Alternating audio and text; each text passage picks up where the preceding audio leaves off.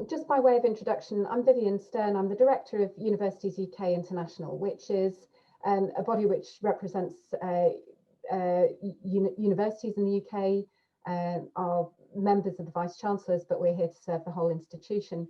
And Universities UK International is a part of Universities UK, which is partly funded by Universities UK itself, but also partly funded by the 4 governments in the UK to support universities in their international activities. And by that we mean research collaboration, outward student mobility, transnational education, as well as onshore recruitment. But just for today, I'm going to focus what I'm going to say mostly on patterns and opportunities and challenges in recruitment. There are, of course, hugely interesting things going on in all the dimensions that we work in, particularly research collaboration. There's a bunch of stuff about to happen which could have a big influence on the way that our sector collaborates internationally. Lots of challenges on the outward mobility side, and transnational education is an area of rapid growth for the UK. We have data on all of that. We've just published a beautiful little report on trends in transnational education. So if you're interested in that stuff, you can either ask me or refer to our website, and we've got some great stuff on that. But I'm just going to stick with recruitment. I usually dislike, I wonder if I can get my slides to advance, that would be a nice thing. It's not working. There we go. I usually dislike these sorts of opening slides that just nick things off Google Images, but I've done this because there's just so much going on that if I tried to describe it in words, I think you'd have 7 slides, not 1. I feel like we're on the cusp of some really quite big changes in the higher education landscape in the UK, not just because of COVID, though of course that will probably have lasting implications for our sector, as well as quite extreme short-term implications, but a bunch of other things happening right at the same time. I mean, if we hadn't spent this year absolutely up to our eyeballs in the consequences of the pandemic, we would have spent it up to our eyeballs in the consequences of the UK's departure from the European Union. And that of course is at a critical stage, with negotiations really coming to some sort of head, either a deal or no deal, I would have thought in probably a matter of days, with some very serious unanswered questions about how the UK will continue to relate to Europe in a variety of important areas. We also have a quite febrile geopolitical context. I think that both the UK, but many other countries in the Anglosphere have some quite complicated relationships, particularly with China. And those sorts of relationships have buffeted us as a sector. They've buffeted our counterparts in other parts of the world. And those of you who are involved in recruitment will know actually that that has a consequence for recruitment. I mean, particularly the popularity of the US as a destination in the last couple of years as a result of the position of the Trump government. And there are all sorts of other things bubbling along under the surface, which I'm going to come back to very briefly later. The other 3 things that I think are just worth bearing in mind is the consequence of the COVID pandemic and Brexit for the financial sustainability of the UK sector, of public finances, and of the economic conditions in countries from which we typically attract lots of international students. The affordability of international education could be quite significantly affected by the long-term effects of COVID-19. Meanwhile, of course, if we hadn't been bothered by COVID and we hadn't been obsessed by Brexit, I think we would have spent much more time than we actually have talking about how you balance the pressures on institutions who have set themselves ambitious carbon targets with the international ambitions that they have. And my sense is that that is a topic that will occupy much more of our time in the coming year than it has in the last few years, and that has just been delayed by the things that have been going on this year. And then, of course, I sort of offer my picture of Boris Johnson as a positive, although I'm not making any political comment by doing that. Just to say that for the UK, you know, there are lots of things that, you know, we might like or dislike about Boris Johnson, but he's pro-international students, he's pro-universities. He was at one point a shadow higher education minister. He was very pro-international students during the May tenancy in the Home Office, and he was a strong advocate for visa liberalisation. And of course, one of his first acts on taking office was to fix one of our long-standing problems with visas. And I think we can look to see more support from that quarter in our sector, particularly in terms of international recruitment. And then, of course, there's his rhetoric about global Britain. Following our departure from the European Union, expect policies to put weight behind the rhetoric that the UK wants to be connected with countries around the world where we really haven't had the relationship that we wanted or could have had if we hadn't been held back by our pesky membership of the European Union. I mean, not an argument that I particularly buy, but there will be opportunities that flow from that, that government mindset to benefit our sector, and it's really worth engaging with some of that. I'm particularly interested in the research side, but I'm not going to go into that right now. So that was a little bit of, you know, what just happened, but I'm just going to spend a couple of minutes reviewing some of the recent data on international recruitment. And as I said, I'm just going to focus on recruitment in this talk for now. The story that we've been trying to communicate to government for several years is, guys, we are doing surprisingly badly in a field in which the UK should be way out in front.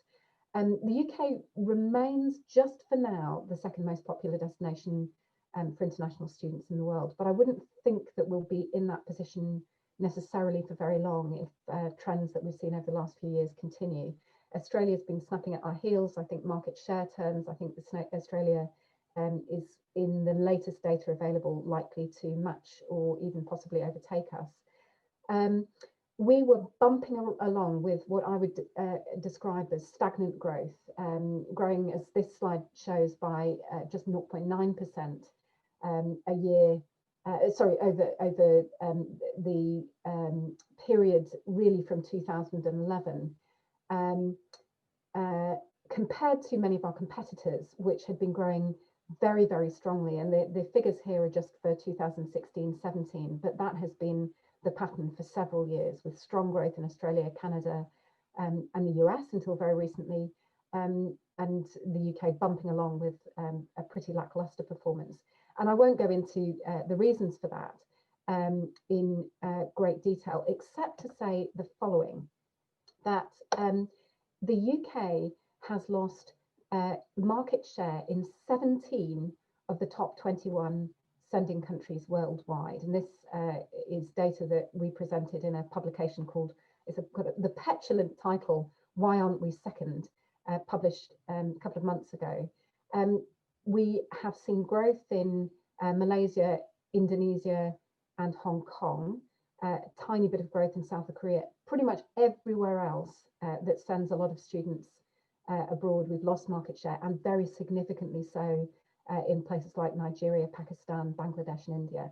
Now, we have said to policymakers over the last few years that, you know, particularly looking at the top half of that slide, the sort of sorry, I've just lost it. Particularly India, which really is a country from which the UK has a very has traditionally recruited very large numbers of students, that the absence of a graduate work visa, the post-study work visa, was the biggest single factor. And the introduction of a new graduate visa announced last September, which will come into play this summer, has already significantly changed our fortunes in India. So demonstrating that we were right, it was that policy measure that was holding us back.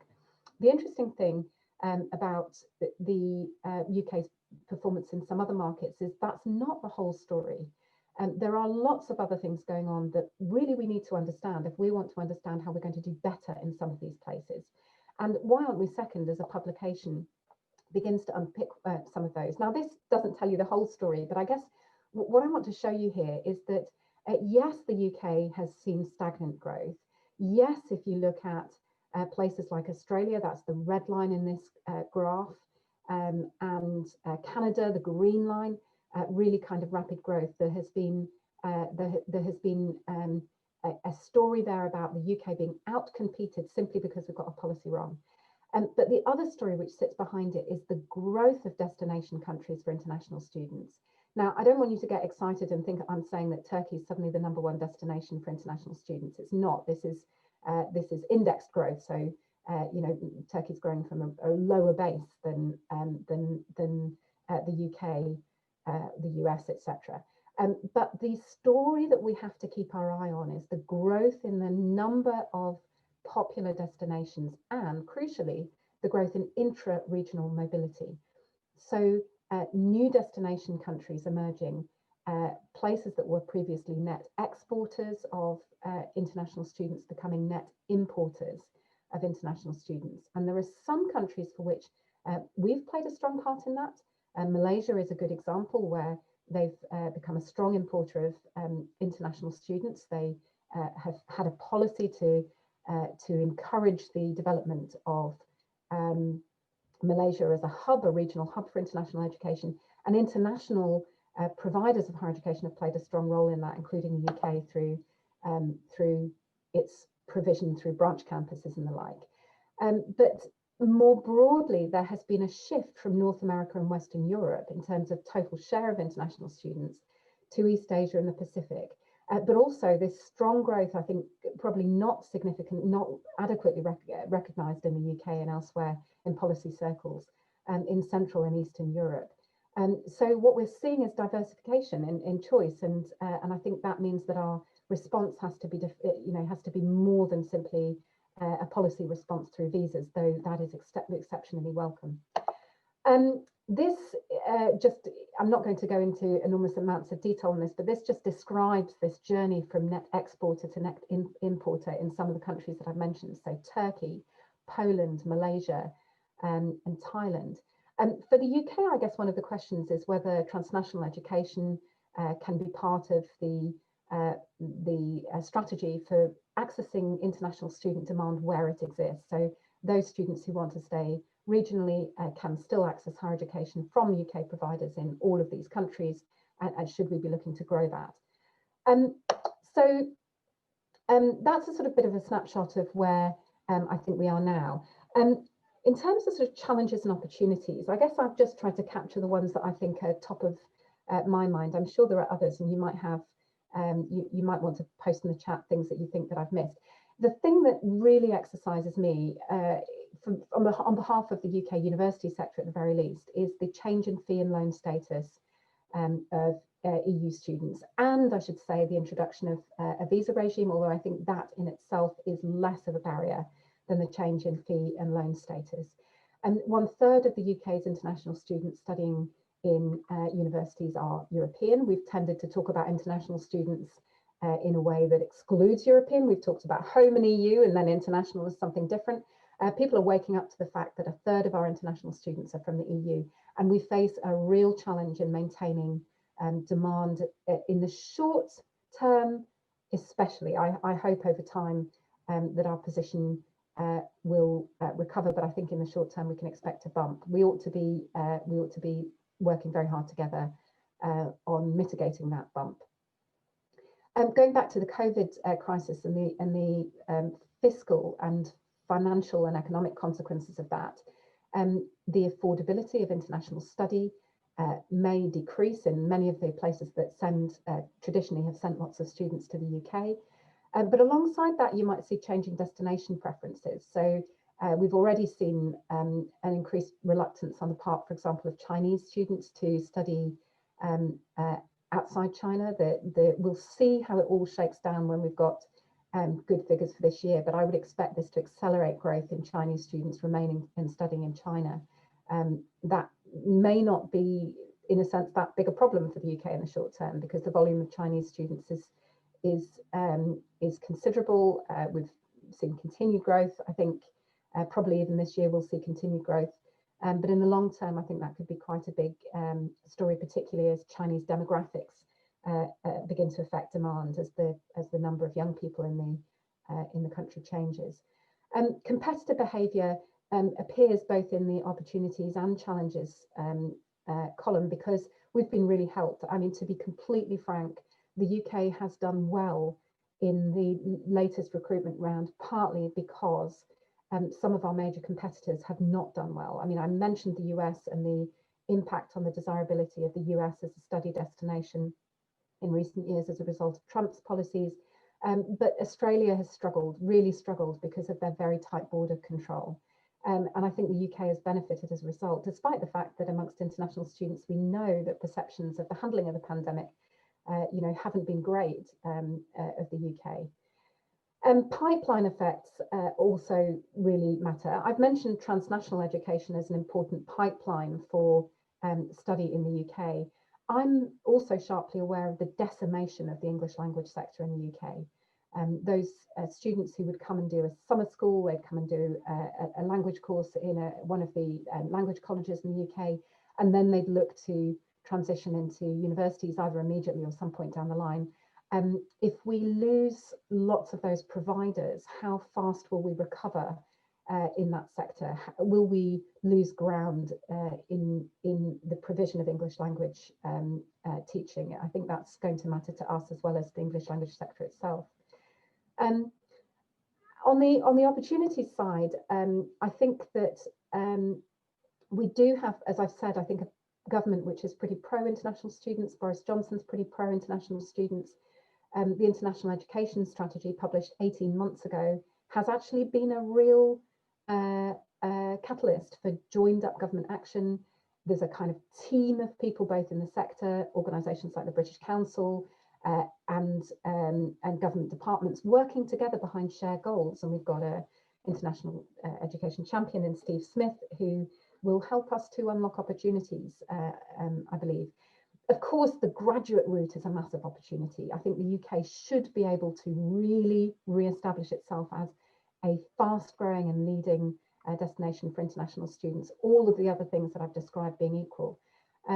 But we have to watch competitive behaviour, because the reintroduction of the graduate route in the UK and the difficult period that many of our competitors have been through in the last couple of years will, in the end, sooner or later, have policy consequences. It took the UK a long time to respond to its loss of position in this important sphere. It will not take, I don't think, other countries like Australia particularly that long to work out that it needs to sharpen its act and bounce back with something that persuades international students that they're the destination of choice. So we need to watch competitive behaviour. I think they're already out promoting the UK. I think many of our competitors have better promotional efforts at a national level. I think the UK does have a significant investment behind promotion through the Study UK campaign, but it needs to be sharpened up. I think the other thing that I would mention on both the positive and minus side, the graduate route is all about giving international students an opportunity to work after they graduate. Fewer labour market opportunities might mean that graduates who came here hoping that they were going to be able to supplement their education with a little bit of practical work experience might find themselves disappointed and possibly quite negative as a response. So I think we've got to think about how we can make good on the promise of the graduate route, even in a difficult labour market. On the other side, appearing in the pro-common column, the consequences of labour market restrictions are that people look to study longer. We've seen that in the UK. If it's difficult to get a job after finishing a bachelor's degree, maybe you just want to weather the storm a little bit by doing postgraduate studies. So we may see that happen. Look, in view of time and in order to leave some time for questions, I'm going to stop there and I'm going to stop sharing my screen and then just hand back over in case anybody wants to ask questions. Thank you very much. Thank you, Vivienne, and on behalf of everybody who's been listening in, thank you from their behalf as well. So there's a couple of questions that have come through, so we can do those and then we'll take a short break before we come back for the panel discussion. So the first one was around, you mentioned about the number of EU students studying in the UK. Now, the majority of our markets are outside of the EU. is there any specific advice you have on key messages that our study centres should be utilising to encourage students to look at the options for studying in the United Kingdom? Well, and the first and last message always has to be quality. I mean, people make decisions about where to study on a variety of factors, but I think the most important in many studies is the quality of education on offer. And I think the UK has a strong story to tell, and we have to remind EU audiences that yes, it is more expensive, but it's worth it. The second thing I think is the variety of options available. So I spent a happy afternoon looking through the international course fees by institution and by level. And the message that I took away from that is they vary a lot. So don't get the idea that everything's £30,000. It's not. You have to really look at the individual course you're interested in and weigh up the pros and cons. And then finally, I would say that the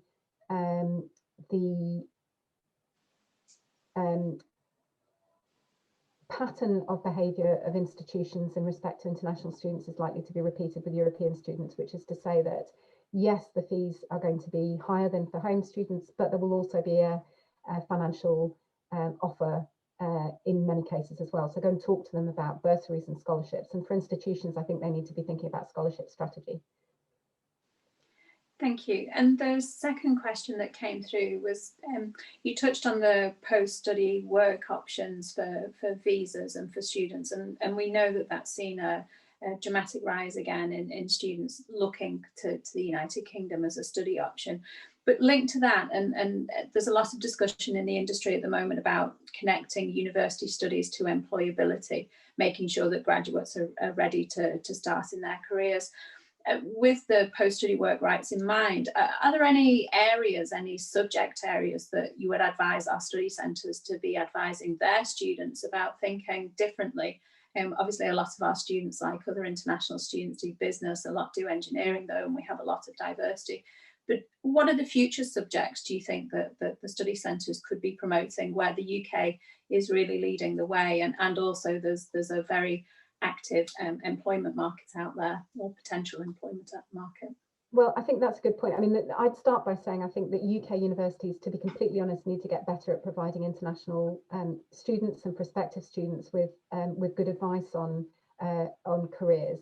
Some institutions invest quite a lot in that, others less so. We published a study with AGCAS last year. In fact, no, it was this year. It's just been such a long year. We published a study in January which looked at how career services support international graduates, and frankly, I think there's room for improvement. But looking at the industries and the sectors where there is growth, and looking beyond the subjects that have traditionally attracted international students to try to develop skills in areas where there will be future demand, of course, recognising that there could be significant labour market disruption, not just because of COVID, but because of the consequences of technologies like AI. You know, students thinking about making careers back in their home country need to try and understand what the economic strategy is, what the growth sectors might be, and there's lots of information available about that, which I think, frankly, UK universities should be better at helping students, prospective students, current students, and graduates access, so that they can make smart decisions. Thank you. And one last question, because I'm conscious we need to go so we can get ready for the panel. Kevin Ho's got a question just about multiple intakes. The United Kingdom is predominantly September, October starts. We get asked a lot, is there any demand for January starts? What's your view, and how do you think the UK should be more flexible about their starting dates? I mean, this has changed so much in this year. I mean, January starts were a kind of real minority sport until this year, and I think it's been a big success for some institutions having new January start dates for a wider range of programs this year. I suspect that will continue, that giving students opportunities to start at a variety of points in the year will become more popular. There were already some universities doing multiple starts. I mean, Coventry, for example, I think had 4 or 5 start dates during the course of the year, and I think that you know, it's all a question of understanding demand. Of course, for many students, the cycles are pretty predictable. You know when they're going to leave school, when they're going to have their qualifications, and they may not want to hang around that long before they start a programme. So understanding your your market, understanding where it is that you think that the demand for additional start dates might be outside of the COVID circumstances, I think is something that institutions should be doing with their partners who are right there on the front line recruiting with them, agents and so forth.